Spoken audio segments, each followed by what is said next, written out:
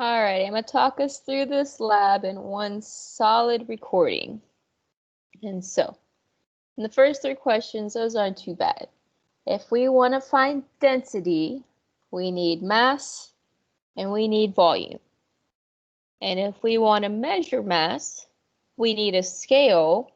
And if we want to measure volume, we usually use a graduated cylinder. The simulation is a little bit different because this isn't real life. And so if I have one marble, and then I magically get 7 more marbles, my mass definitely increases because one marble weighs more than 7 marbles. And the volume increases because 7 marbles takes up more space than one marble.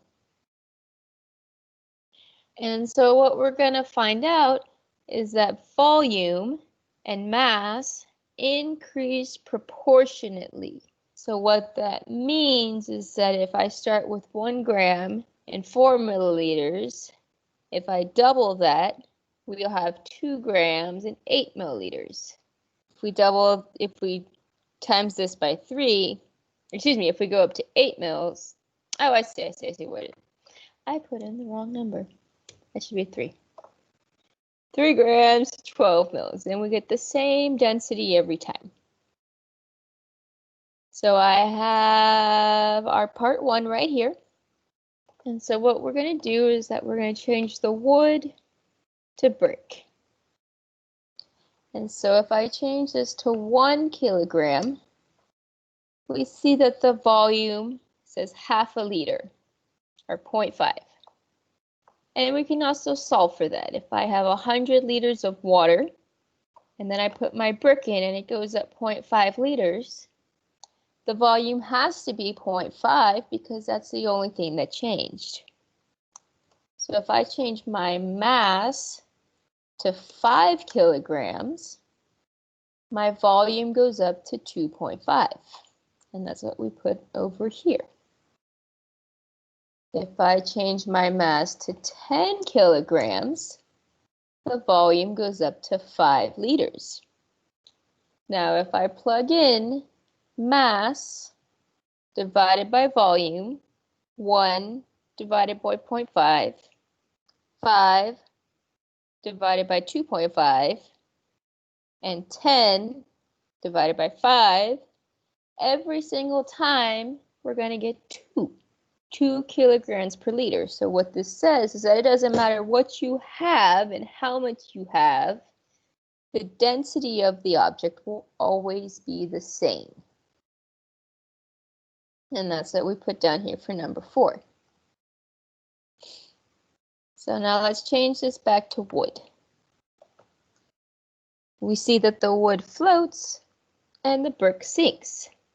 So what that tells me is that the wood is not as dense as the brick. The brick has so many atoms in it packed in there that it just sinks to the bottom, kind of like how we saw the iron sink to the bottom of the beaker. Whereas the wood doesn't have as many atoms inside of it, so it floats when you put it in water. So now I'm going to select this mystery button right here, so we don't know what the blocks are. But they give us a scale so we can find out what the mass is. So here's my mass for letter A. Here's my mass for letter B. And here are our masses for C, D, and E. If we weigh letter C, we get 4.08. Letter D, we get 3.1. And letter E, 3.53.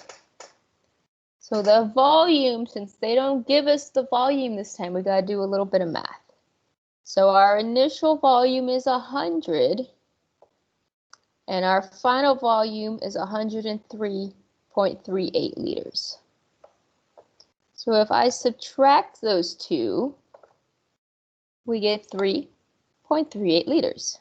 So 3.38 liters is the volume of A, because we had 100, and then we subtract off the difference of the water to give us what the volume of A is. So if we do B, we're going to subtract off 100.64 minus 100.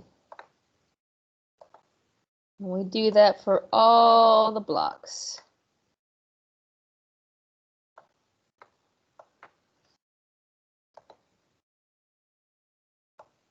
So we're just taking the volume measurements. 103.1 minus 100. And then the last one, 101 minus 100. So now we're not done. We gotta do some more big brain math.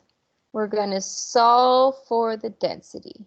So I'm going to take my mass that we already found and divide it by this volume that we got. So if I take 65.14 divided by 3.38, we get 19.27. And if we look on this table right here, that most represents our density of gold. So letter A has to be gold because that's the only thing that makes sense based on the math. So now we'll do 0.64 divided by 0.64, which gives us 1. And the only thing that has a density of 1 is water. So again, looks like we got 1 again. So we got another block that's water. And we got 3.1 divided by 3.1. That sounds like that one is also going to be water, because if you put something on top of itself, it's always, always, always going to be 1. And for my mathletes out there, if I put anything over 1, it's going to be itself. So if we look in the chart, what has a density of 3.53? Diamond. So letter E must have been diamond. And that's the end of that part. So part 3, we did ice in class. So I'm going to go back to custom. I'm going to hit ice. So if I have 1 kilogram of ice, my volume is 1.09.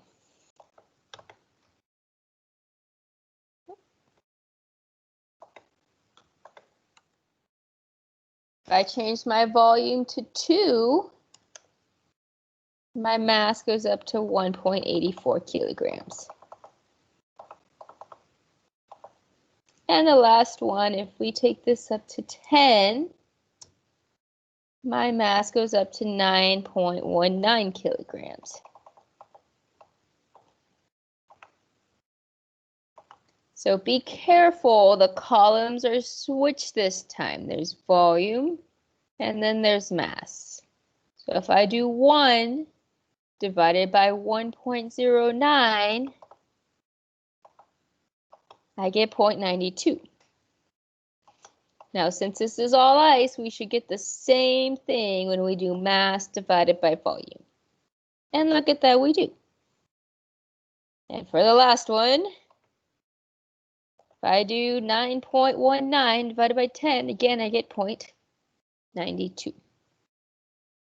So now I'm going to open up this Google Sheet.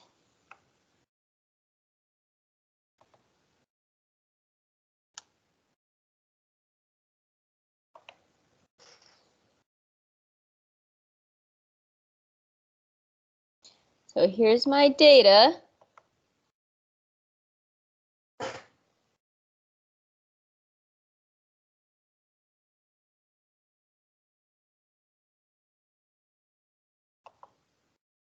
And to pretend we didn't make that graph yet. So remember, volume is in column A and mass is in column B.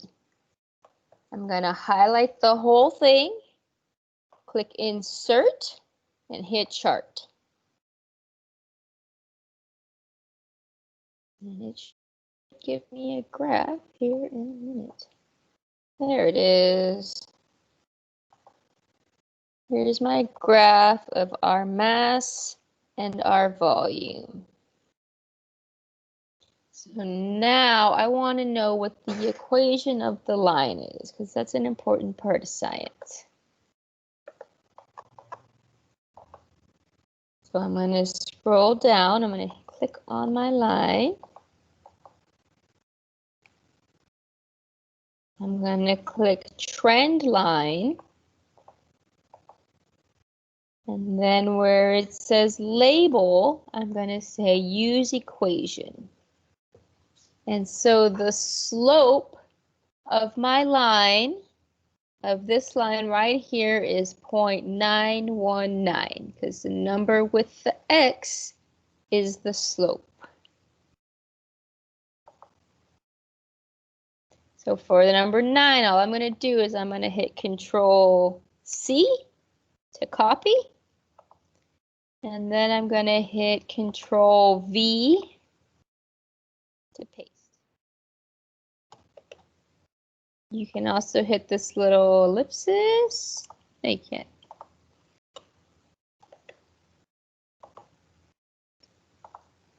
Copy. And let's see if it'll paste from here.